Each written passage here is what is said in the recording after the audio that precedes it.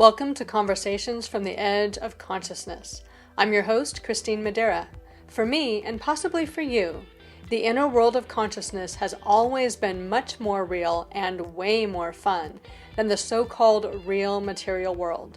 Growing up, I thought I was alone in this, but I'm not. There are a lot of us, and far too many have no one to talk to who shares this experience. I've been lucky to cultivate a community of friends who love to talk about the energies, ideas, and vibrations that are pushing the edges of our own consciousness, as well as our collective consciousness. In Conversations from the Edge, we share our conversations with you. Welcome to Conversations from the Edge. This is your host, Christine Madera, and we are back today with Joshua Bloom. Joshua is the #1 best-selling author of The Ultimate Answer is Inside and also an internationally acclaimed authority on quantum transformation. Joshua developed a modality called quantum energy transformation, which is an innovative fusion of science and spirituality that serves as the roadmap to release hard-to-treat ailments like fibromyalgia, pain, anxiety, and depression, not just by relieving symptoms, but by creating permanent positive change and personal transformation. The same modality also helps empaths, intuitives, energy workers, and others to access the quantum field and its landscape of possibility to align them to their spiritual purpose and fully embody their life force. Welcome back, Joshua. I'm excited to talk with you again today. Thank you. I'm excited to be here. I know when we get together, we create magic. I know, and there's so many interesting things to talk about. We've actually had to parcel them down. But you had said something that it really intrigued me because I love talking about this and I want to explore this with you.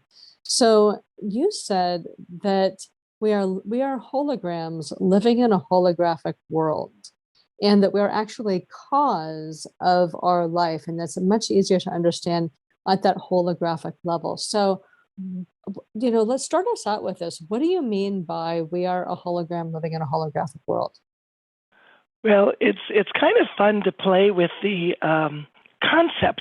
If we consider ourselves to be a hologram, the concept of that is brilliant because it's a reframe. We many times have difficulty understanding that we can change something in ourselves, that we could shift an issue that we have in our physical body. We can shift an emotional issue that we have. We can change so much more than we think we can. And most of us don't believe that we can because we've been taught that, changing these things is difficult. Well, It's not, but that's what we've been taught, right? So the power of this is to realize that if we are a hologram, you have a different perspective of what's possible shifting you or a hologram, which seems easier. You know what I mean? It obviously seems easier to shift a hologram than shift us. But if we were a hologram living in a holographic world, then really that world is by our design. And that our body and our energy is also by our design. What happens on the inside of us actually creates what we see on the outside.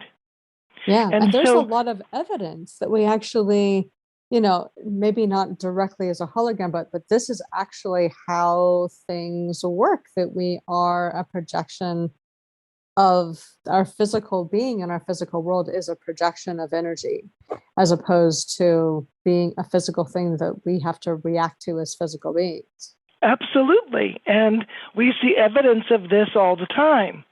And the power of knowing that you're a hologram gives you some power back that we've lost by our medical model and our conventional thinking that has been going on for many years that says, you really can't change the things that you want to change, or it's difficult, or it takes time, all these things that people say.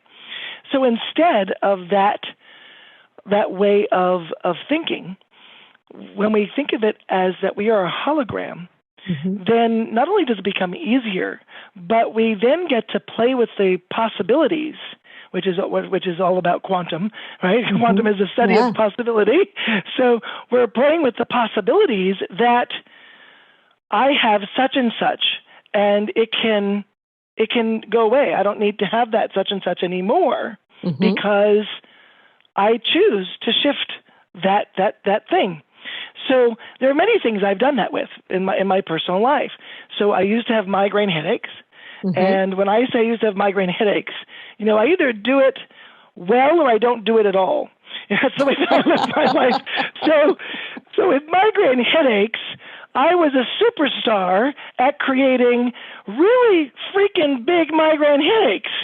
And so the migraine headache that I would get would actually knock me out for the day. So I would not be able to function once I got the migraine headache. And I had only a certain amount of time to get into bed, because if I didn't get in the bed soon, I was going to puke and I was going to have all sorts of lovely reactions to this. And then the next day, I would feel the headache still. So the headache didn't go away the next day. So I'd be like sort of in a daze, kind of wishing that, sort of like when people wake up with that hangover kind of feeling. That I didn't have the fun before it, though, So missed out on that. But it's just like a really big headache. And then, as time went on, I got so good at migraine headaches that they became big cluster migraine headaches. So what that means was when one was ending, a new one was beginning. Oh my gosh. So if I wasn't out for one day, now I was out for 2 and sometimes for 3. So it definitely was very difficult to get rid of these migraine headaches, but I did. And I went into my energy system and I said, I can't live like this. This is not okay. And, my body and I figured out that what I needed. And what I learned from this, there was a lot of learning. The learning didn't come till after I released it, but once I released it, I learned that these migraine headaches were my friend. If I didn't want to do something, wow, that headache would come so soon. I didn't have to say no ever. I had a good reason to say no when I said no. Oh, I have a migraine headache. I can't do this. So I found that was really interesting, that my body was knowing unconsciously when I didn't want to do something, and so therefore it made the headache. And so I didn't in college I had them the worst. So when I was in college, I didn't want to go to class. So you can imagine how many days I missed because I didn't want to go to class. I was like, do I really have to go to class? I hate class. They're boring. The professor doesn't care, all this stuff. And so I had lots of migraine headaches. They said, why aren't you in class? Because I have a migraine. I'd go to the infirmary and everything, and they know that I have migraine headaches, and I would be like, what do I do? I'm not going to. I can't go to the class because I can't. It's just the lights are too bright and the headache was too big. I can't concentrate in the class and I have a migraine headache.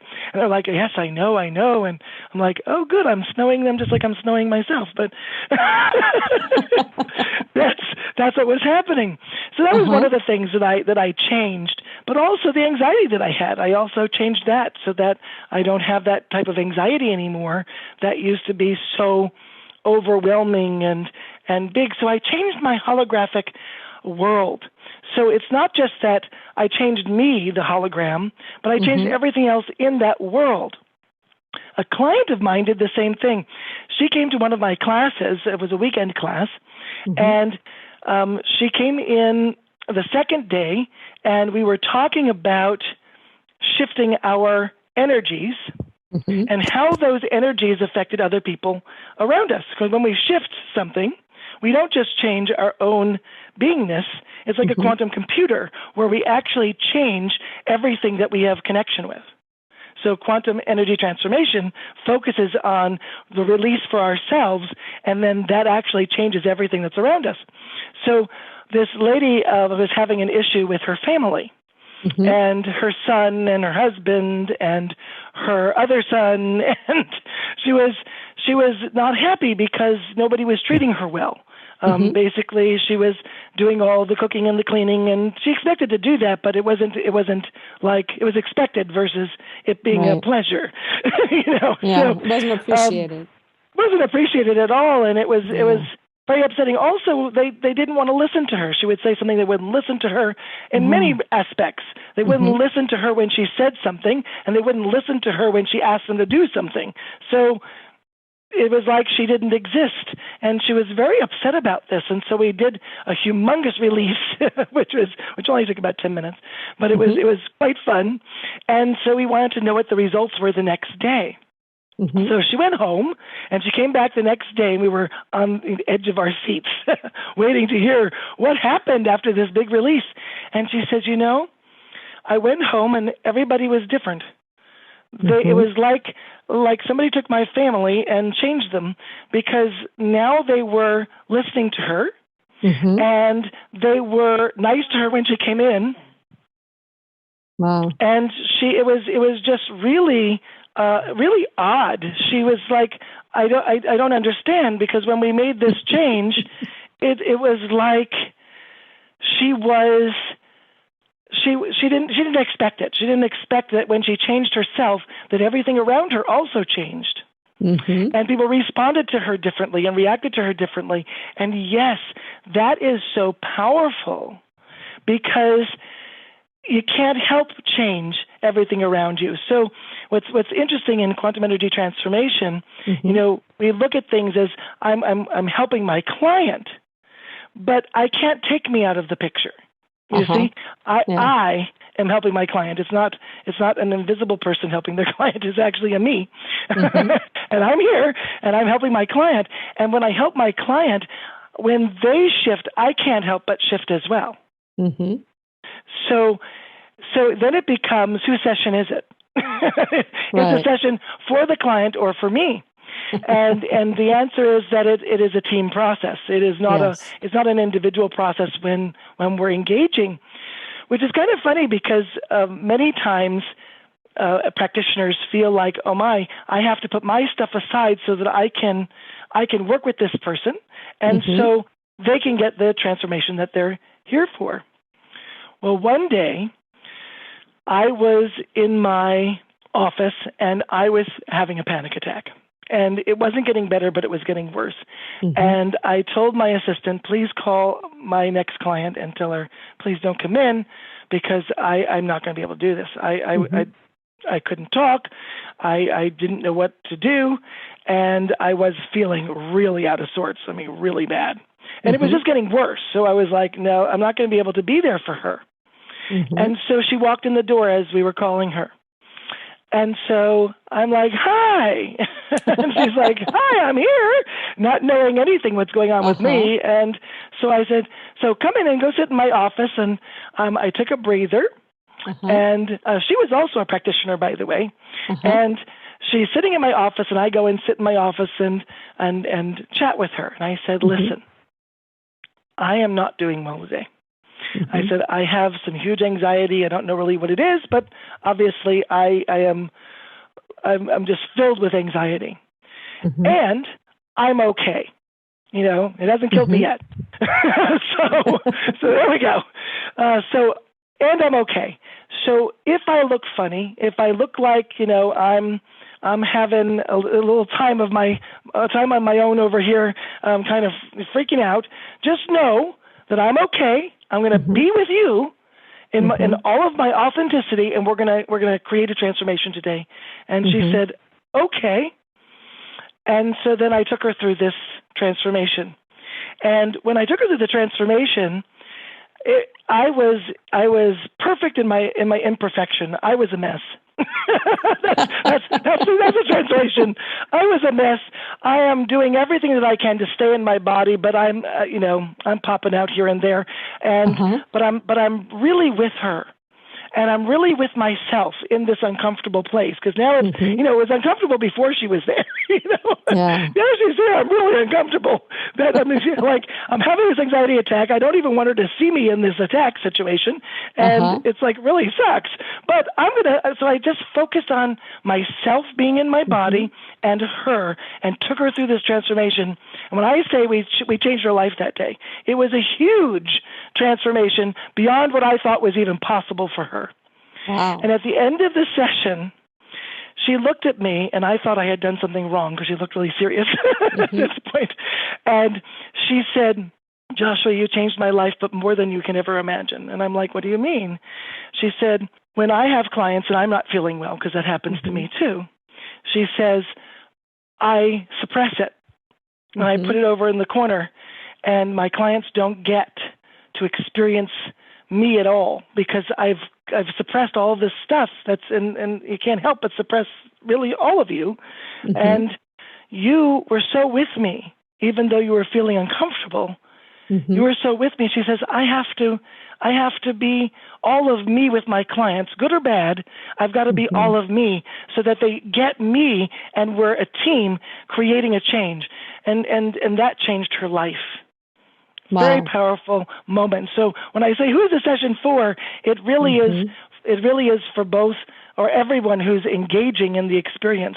So when I have a class, the session is for everybody in the class, not just for the person I'm working with. And what you're saying is really important with this holographic universe aspect, because everything is a team effort. So however, you're coming into a situation with other people and interaction and that kind of thing, everybody is like playing off of each other in there. Everybody's showing up in that space. And oftentimes, I'm speaking from my own experience here, when we come into a situation, it's like we feel like we have to adapt to that situation, that we're not in that cause place of that situation where you're actually able to be an integral creative character in that. I mean, these are situations outside of like doing therapy sessions, because when you're just in an ordinary daily situation. And yet when you think about it in a holographic perspective, when we come into any kind of situation, we're coming into it as cause, but we're kind of taught to come into it as reactive as opposed to being cause. So it's a whole different shift, that we can make when we begin to move through life from this place, not of reaction and response necessarily, but from I am creating this experience within this hologram that I am in, and I'm creating it with all of these people. It's a much more powerful way to go through your life. Absolutely. Because when we look at ourselves as a hologram, and I like to say that Dr. Bruce Lipton, when he talks about us being a hologram, he's talking from a biological quantum point of view. And what he means by this is that every cell that we have in our body is a little one of us. In other words, every system that we have in our whole body, one little cell has all of the same systems. And what that means is that we are a hologram. We are literally holographic. So when you work at the cellular level of the body, you actually can shift the hologram that is you. In your holographic world that we create, because whatever we emit from the inside shows on the outside, and it becomes amazing what's possible for us in our world.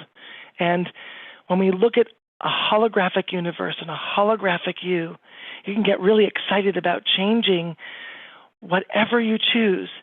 Because you're a hologram, the cellular information is stored in the cells. You shift that information in the cells, and now your hologram shifts. And you're forever changed. And now you have a new normal and a new frequency and a new way of living and new possibilities. It's all available to you. And the key is to recognize that you're really a hologram from a biological point of view. You are a hologram, which is amazing to think of that. Because, if you cut a hologram up into little pieces, it's a whole.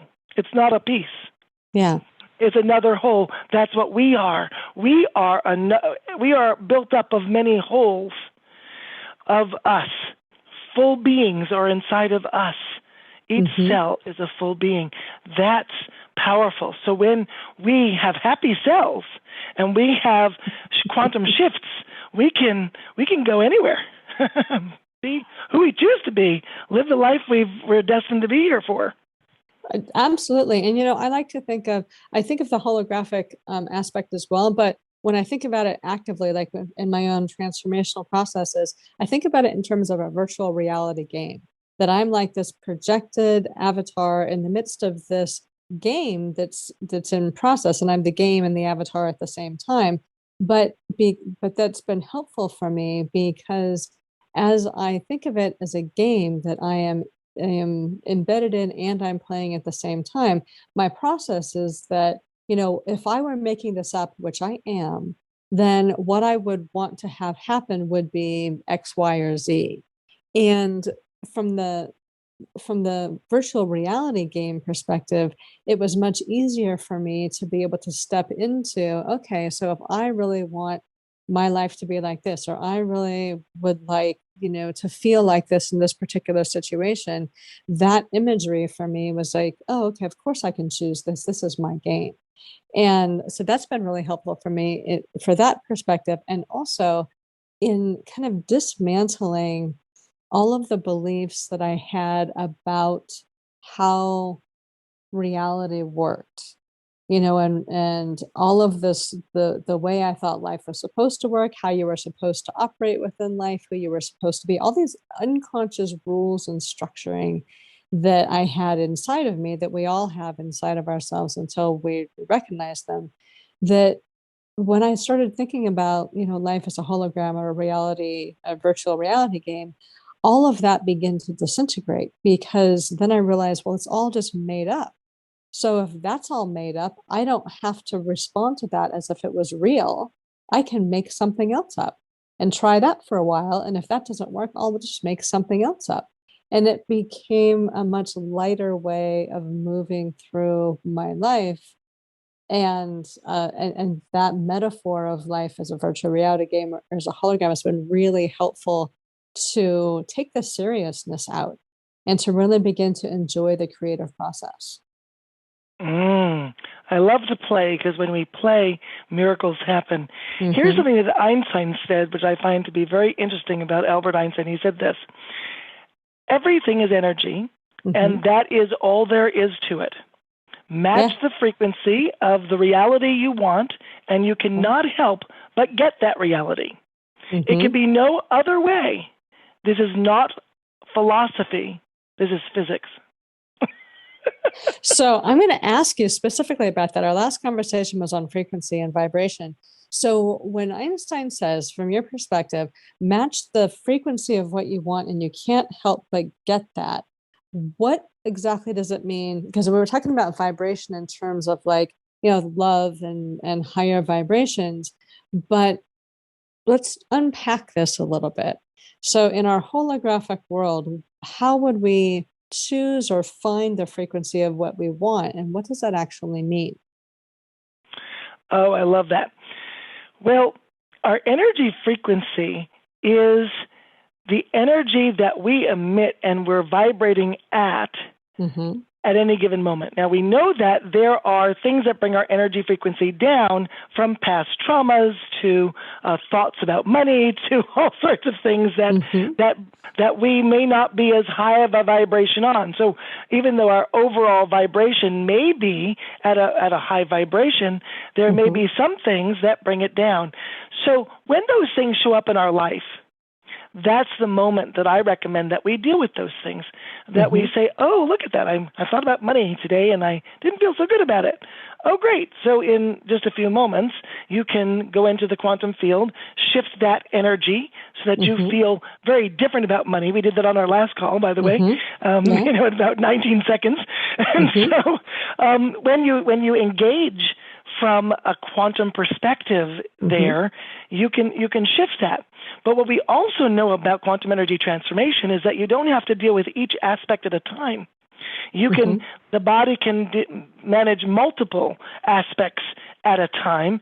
And so if you generally give it a direction, the body will find all sorts of similar aspects that relate to it.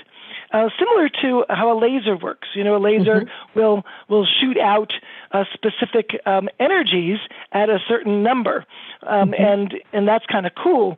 With this, you're actually shooting anything that has a like frequency to that at the same time. So the power of that is you can shift a lot more at a time, much faster and more permanently when we're in the quantum field. Yes, which is what I love about your work. But let me come back to the Einstein thing. One more aspect of this. So when Einstein says, from your perspective, you can't help but receive that frequency. With all of this stuff that we've had about law of attraction, which we talked about last time a little bit, that we tend to think of how we envision something as what it is that we're going to get. But as a frequency match, it doesn't necessarily match your vision or your idea or your imprint or your expectation of what that thing is. You're matching a vibration and receiving a vibration. It might look and be different in your life than how you've imagined it to be. And so I just want to put that out there, because I know there's this idea that kind of goes around in the spiritual community that, whatever you ask for or envision, whatever you get never quite matches what it is that you put out. It's always, it matches the feeling of it, the vibration of it, the frequency of it, but it usually looks a lot different than what we expect. And so I just wanted to put that out there as far as like, what in your experience, how does the frequency match differ from like the expectation of what you're going to get from that frequency, I guess would be the question. Well, I think it's very powerful to understand that when you work with quantum energy transformation and we are choosing a possibility to reach. So a lot of times our possibilities get kind of muddied up by reality. Okay, yeah. So we look at our reality, we say, well, our reality kind of sucks, and so then we're trying to think of the possibility, but really we're kind of we're combining the possibility with what kind of sucks right now, and so between the two things, it becomes very difficult to hold that possibility in place, because we're thinking about, it's sort of like that affirmation when we think about, I'm wonderful and great. And you're like, no, I'm not. Inside you feel like it kind of pushes your buttons. It's like, wow. So what we do in quantum energy transformation, and what I do in my sessions with my clients, is we don't just get the result, but we go beyond that. So getting the result is not good enough. Right. Okay. So getting the result is not good enough. Instead, we have a higher standard. So when we go to that next level of energy, that's when we shift from at the identity level. That's when we shift at the purpose level. So when everything aligns with our purpose and our identity, everything is in alignment, and then things happen automatically and easily for us with very little effort. How we get there is by releasing and transforming not what we're feeling in our body, but from the place of possibility. So we step into the possibility that we could have, let's just say we wanted to have more money. So we can step into the possibility of having more money.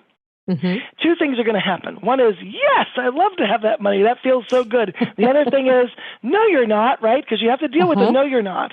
There's this part of you, part of us that we don't believe that, yeah, I can say I want more money, but that's not going to do it. I don't believe that, all that stuff, right? This gremlin voice in our head that talks to us. It says all sorts of stuff we don't agree with, or we like to not agree with, or we're hoping they're not right. So when this happens, we need to deal with both aspects. And so the body deals with both aspects in quantum energy transformation. But when we focus on the possibility, not the problem, we actually raise the bar, because we're pointing our bow and arrow at a higher level even than we think is possible. And so you might reach that in quantum energy transformation, because like attracts like, but even if it came down a little bit less than you thought, you're still getting more than you expected versus less than you expect, right? Right. No, true. So, all right. So I've got a couple questions about possibility. Then maybe there's something that you can give us a little sample of with this. But so in the quantum field, and even in the holographic universe, and there's this whole field of possibility. When you're talking about possibility, you were talking about aiming, so like a particular aspect of possibility. And my question is, in this field of all possibility, is there a benefit to just opening up to all that's possible, or is it more effective to kind of aim for the direction of possibility that you're most interested in? Oh my God, I love you. Well, I love you too, Joshua. A wonderful question. That's a wonderful question, because that is so on the money with what we want to create for ourselves. You know, you can give a direction for what you want to shift, but we have a higher self, as we talked about in our last call. Yeah. We have a higher self, and we also have, that holds an intention for us, by the way. The higher self holds an intention. But not only does that higher self hold that intention, on top of that, we have this energy energy of possibility that we can hold. And all of it put together holds this amazing intention for us to have what we choose to have in our life. So when you said, is it better to be open to all the possibilities or pick one, really the body has its own intelligence. And the body's intelligence actually does the picking. We might say, give it a little nudge. Hey, you know what? I don't want this allergy anymore. Or you know what? This fibromyalgia really just needs to go. Or my migraine headaches, like for me, right? Needed to go in my life, and they did. And so how did that happen? Well, I gave it a direction, but the body determines what needs to happen and when it needs to happen. And and for the most part, it's out of our control, because quantum transformation is spontaneous.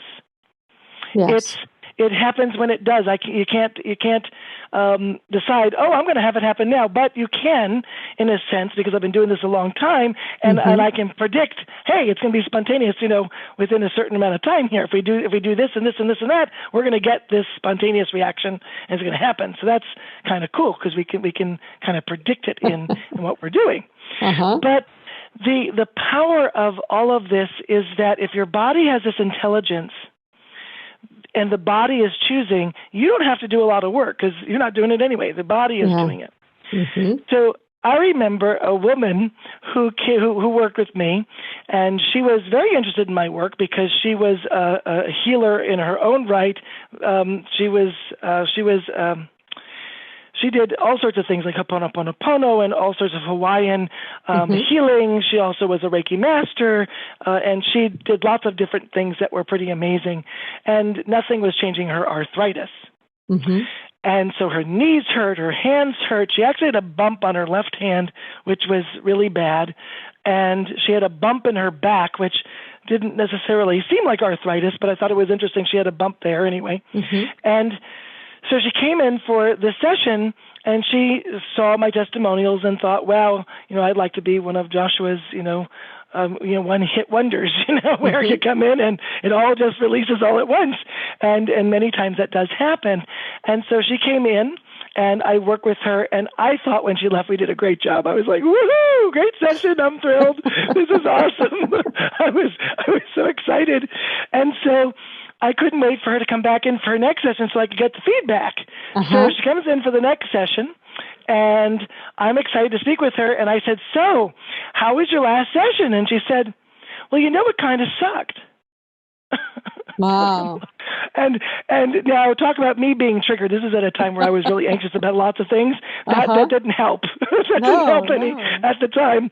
So I said, what do you mean? She said, well, I kind of thought that this would have shifted and changed for me, and I would be feeling better, but I don't feel better actually, and I'm kind of upset about it. And so I get more in my body at that moment, because I know that I'm not going to be any use to her if I go into my head about my own insecurities about what she's saying. And so I said to her, okay. And I just got into my body deeply, and this intuition came up and said what I should ask her. And it told me to ask her this. So what did change? Well, I thought that was a really stupid question because she told me nothing changed. Mhm. But it's just but anyway, the intuition just says to ask. So you just say, okay, I'll ask the question. I asked the question, and she said, well, actually, there was one thing that changed. Mhm. I said, what? I was on the edge of my seat at this point. And she said, I'm no longer a doormat. Well, I had no idea what she was talking about. I said, what do you mean you're no longer a doormat? She said, well, for instance, my neighbor came over and she asked me for this, I had this thing in the back. I actually had two of them, and she wanted them. And I guess it was some kind of an art piece or something. It was just like I don't really know what it was, but it was some kind of outside art. And she wasn't using them. And she said, normally I would just say, sure, I'm not using them. You can have them. And she said, no. She said, this is probably one of the first times I said no in my entire life. Oh my gosh.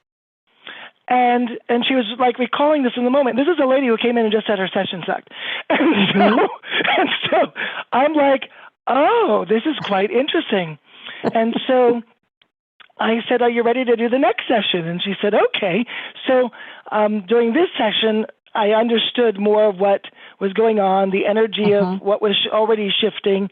And I chose to work with the bump in her back because if I'm being honest, I didn't think that we could change the bump in her hand because it looked worse. So I figured if we're going to work on a bump, let's work on the one that I think we can change. So she's sitting in a chair, and I'm touching her back, and I can feel this bump there in her back. And I take her through a quantum process, and she's moving the energy and shifting the energy. She had done like 25 chiropractic adjustments on this, and the bump in her back never changed or went away, and she was very discouraged about that. And here I am in this session working with her and guiding her, and she's releasing and letting go. And after that session, I felt really good about it as well. And then I thought, I felt really good about the last one too. And she thought it kind of sucked. and so she came in for a third session, and I was getting the feedback from her then. And before she came in for that third session, I called her because I couldn't wait till she came in. And I said to her, so tell me how you're doing. She says, well, my hand really hurts. And it's really, really bad. And I'm like, oh, well, that's I said, you're the one with the bump in it, right? And she said, yeah, my hand really hurts. And so the bump in her back had left, actually. During the session, it vanished. Oh, my gosh. It wasn't even there. She says, I can't even feel it, and it's just gone. But her hand, it was saying it was hurting. And I said, well, what are you doing? She says, well, I'm painting my bedroom. And I'm like, this lady has arthritis. We just did a transformation session. She's like overdoing. I said, is it possible that your hand hurts because you're overdoing with your painting? And she's like, maybe. So anyway, I was discouraged at the time, and then she came in for her third session, and I wasn't necessarily happy that she was coming in at this point because I was like, she's going to trigger me again. And so her hand wasn't hurting when she came in anymore, and I talked with her about what had happened. And I said, here's what I want to share with you. Your body is intelligent, and your body chooses what's going to happen first, second, third, fourth, fifth. You don't have control. I don't have control. We have to sort of like let that go and open it to the possibilities and see what happens. The first session, you stop being a doormat, which I thought that was a pretty big thing. If you're a doormat all your life and people walked all over you and took whatever they want from you and you gave it to them and all this stuff, and now you're not, that's a root chakra issue because root chakra has to do with safety and security. And she felt safe to say no. That was pretty cool. That is.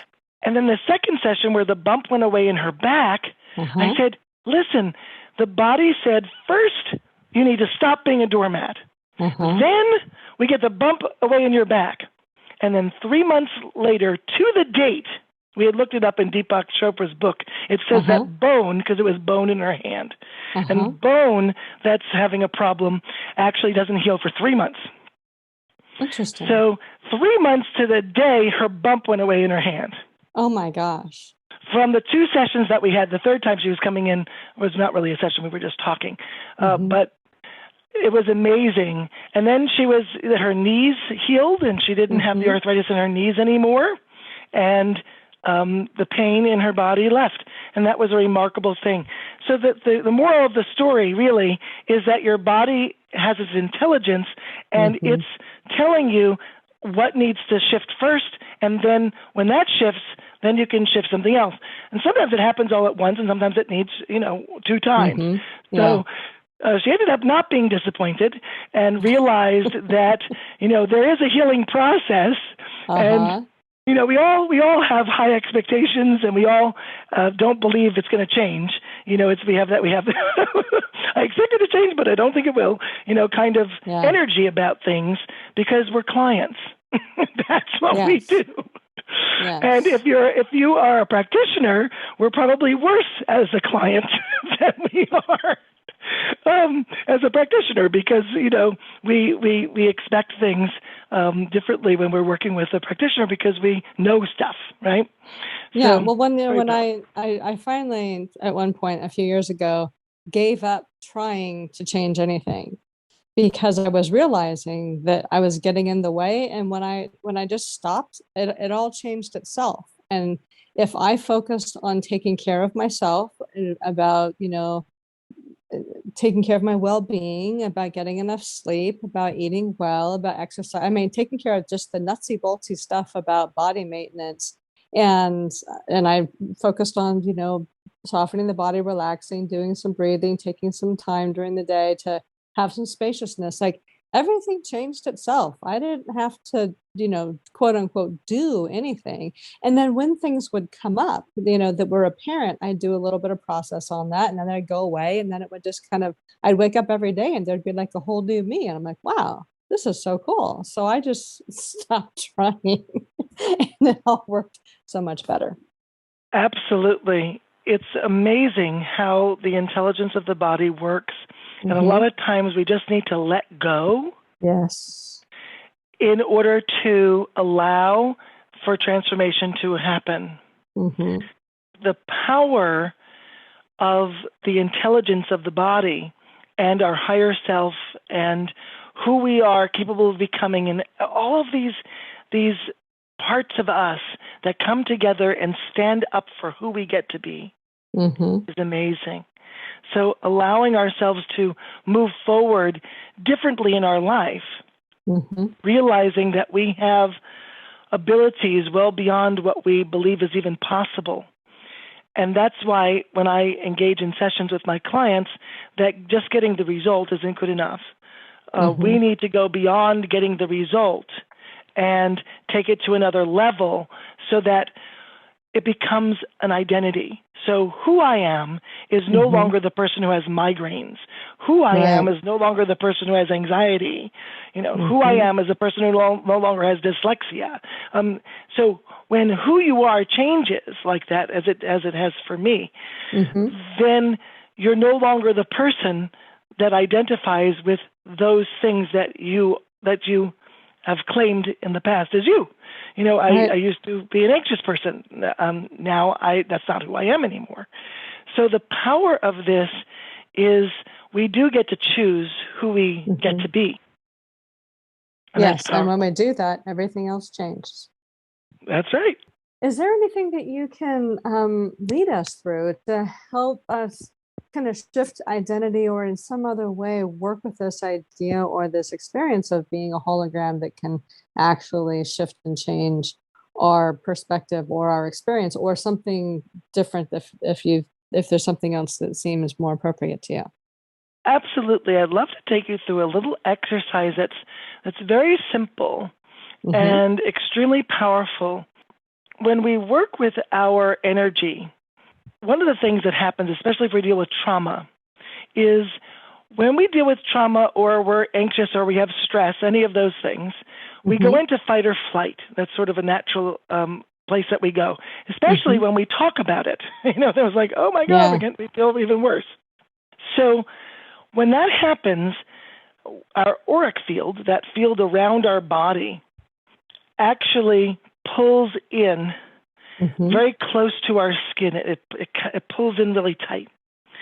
And when it pulls in very close to our body, it's actually sending a message to our system that we are not safe, we are not okay, and it puts us in what we call, or what Dr. Bruce Lipton calls, being in protection.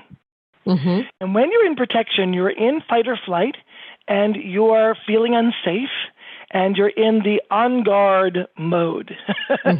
Everything is a problem, and you're on guard, and you're looking for it, and you're in your head, and you're like, but you can't track it all, right? Because it's too much to track. So you're like, wait, over here, now you're over here, now you're over there, and you're like, whoo, you're trying to fight everything that's happening because you're just making sure nothing is going to go wrong ever. It's a very difficult place to be. On the other hand, when you are in a really great place, we call that growth. When everything is more open, and instead of being in fight or flight, your body is relaxed and yet energized at the same time, and your body is in a place where it feels safe and secure, and you feel good in every way. So what happens naturally when that happens is that our aura automatically opens. So you don't have to do anything; it just automatically opens. That makes sense. In the healing industry, it's a common teaching, which is wrong, that pulling your aura in keeps you safe. That's one of the things that people have taught for centuries, that this idea is that when you pull your aura in, it's going to keep you safe. And actually, it's the opposite. And I call that a quantum opposite. What you think is right, is the opposite actually will do better for you. And so when you open up your auric field, you now send a message to your brain and to your body that you're safe, you're secure, and you're in growth. And therefore, you're no longer on guard, but you're relaxed, and you're growing, and you're strengthening. You're stronger when you're in, because you can only be on guard for so long before you weaken. Right.